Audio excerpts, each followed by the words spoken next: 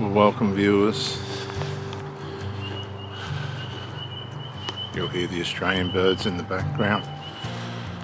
Many of you have to realise that when the relationship starts to interfere with your mind, serious accidents can happen.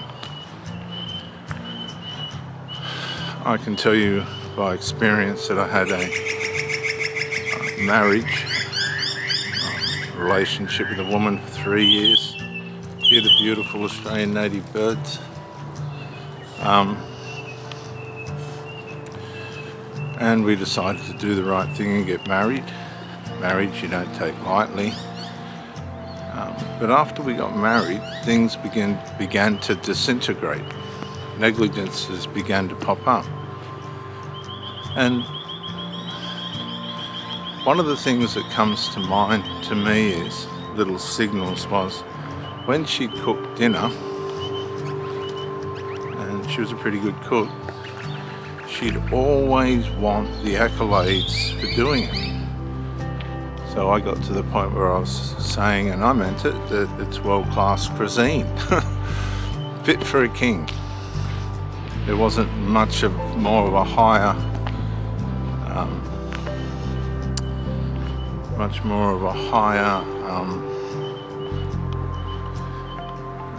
accolade than that, but it never seemed to be enough.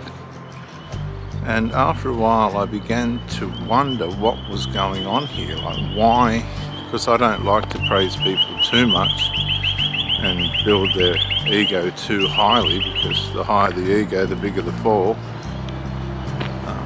But it just seemed to be a constant lack of self-confidence and inferiority complex relative to what she was doing. And this is going to come back to bite somebody, if not the person that's doing it. Possibly and probably, as from my experience, the person that's on the end of it, because inferiority complex and these other characteristic flaws always come back to bite the person that they're aimed at. The indirect accusations and things are aimed at. And what I noticed was, sure enough, this woman would position herself in places amongst friends and things where she was the victim, martyr, hero. That kind of complexity. She'd start with presenting herself as a victim. By consequence of being a victim, that would make her a martyr. And of course, with this complex, being a martyr makes you a hero. And somebody always has to pay. Now, we're coming onto the traffic, viewers. I do apologise, but I've got limited time and I have to get these recordings done. So, as a hero, if you're not providing medals and war medallions and things for their for their efforts, you become a criminal, because you're not buying into the ego trading. I'm a victim, I need to be rewarded. You will trade with me and reward me through admonition and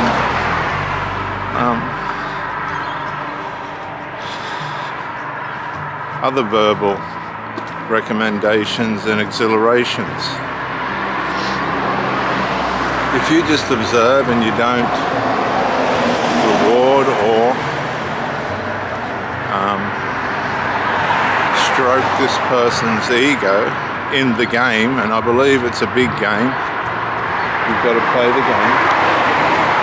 If you don't play the game of this person who you're with, who's now overtly showing themselves off to be underdeveloped,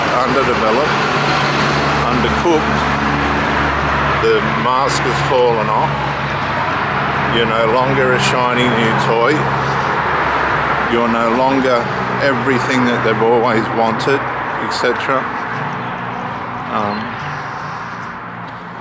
You become now the target for abuse. This is just how it works. You become the target of their psychological abuse, and it will manifest into other forms of abuse, financial, backstabbing, backbiting, complaining, lack of performance, the performance drops, things that were supposed to be enjoyable that they know you like, they spoil. You'll see a rise in alcohol or drug intakes. They'll start to disappear towards their children. Not that being with their children's wrong. I encourage these women to have great relationships with their children, but they begin to use their children as a shield, to shield themselves away from you. And you become an obstacle rather than a partner. You'll find big voids in their emotional and physical presence. They'll begin to make excuses for why they're not there. And you'll notice that they spend time and interest on things that do not develop them or the relationship. And this will start to cause alarm. Now, one or two things will happen. The first thing is you'll possibly challenge the situation and be aware that things just aren't quite adding up.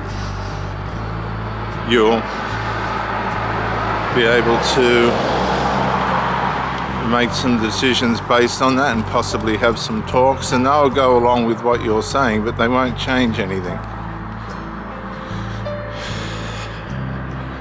They'll try and condition you to this dysfunctional way in which they're having the relationship, the dysfunctional way in which they're now presenting themselves and participating in the relationship with you, which you have entered into. Now you've got to ask yourself, if, and I'm coming back to what I said at the start, these things can cause mental and physical injury. I know, because I was a kiter. I was in a private competition to see, against a bloke, to see who could reach 10 meters high in a jump. On this particular day, the wife at the time, the woman at the time, had gone a bit strange. That's the only way I could describe it. Completely strange. Not the person that I knew. We'd arranged to go for a walk, which she didn't turn up for, and this troubled me. By the time I got home and found out the reason why she didn't turn up, she decided to go and buy a dress instead.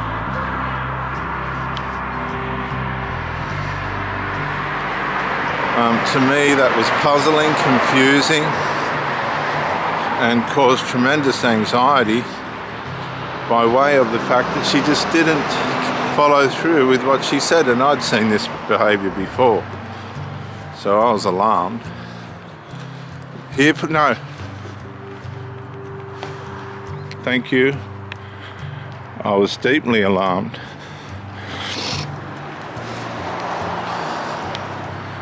So, after I reunited with her, I found my way back to the street where we lived, and she was pulling out of the street. And I've said to her, "Where were you? What were you doing?" And she goes, "Well, I went and bought a dress." I've gone, "But we were supposed..." "Here, please, no, here. We were supposed to go for a walk." He just ran out on the road. We were supposed to go for a walk. She totally ignored that. And Hank, Hank,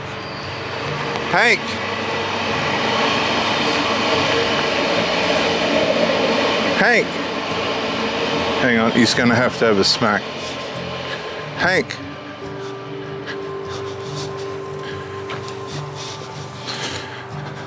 sit.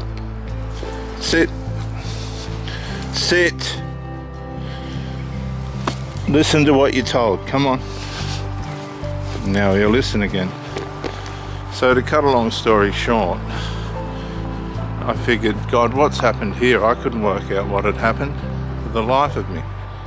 But this was the beginning of the narcissism. This was the covert narcissistic ills that she had within were now starting to bring neglect towards the relationship. So I decided to go kiting and do some jump practice. And I got through all that, and I come in and I was about to pack down, and the kite got caught in a gust of wind. Split second. This is what I mean. My mind was distracted by the playing up of this person. I went 5 meters in the air, 25 meters across, was driven into the ground, snapped my left wrist. I've now got a steel plate in it. Shattered my left ankle. I suffer terribly with that every day, and it changed my ability to overall ability to lay bricks, which is a very hard job. I find it difficult to wheel heavy barrows and everything now. I suffer with severe pain all the time, and this is by way of the actions of a negligent person, someone that I was trusting, was just trying to have a normal relationship with, and they'd started to go pathological. You can't change that. There's nothing you can do to change that. And you have to pick up the signs, understand what's going on, admit that you're with somebody that's gone into an overt state of sinfulness or narcissism or borderline or whatever other personality trait they're demonstrating. If it's degenerative, it's usually on the narcissistic side, and you have to back out as quickly as you can, because it's not going to go well, it's not going to end well, and you could even be more than maimed. You could die. I could have died, because the way in which it affected my mind affected my sensorial senses to body coordination, and I had a professional sporting accident that I will suffer with for the rest of my life. So don't take it as a joke, take it seriously. If you're being covertly or overtly abused, leave the relationship.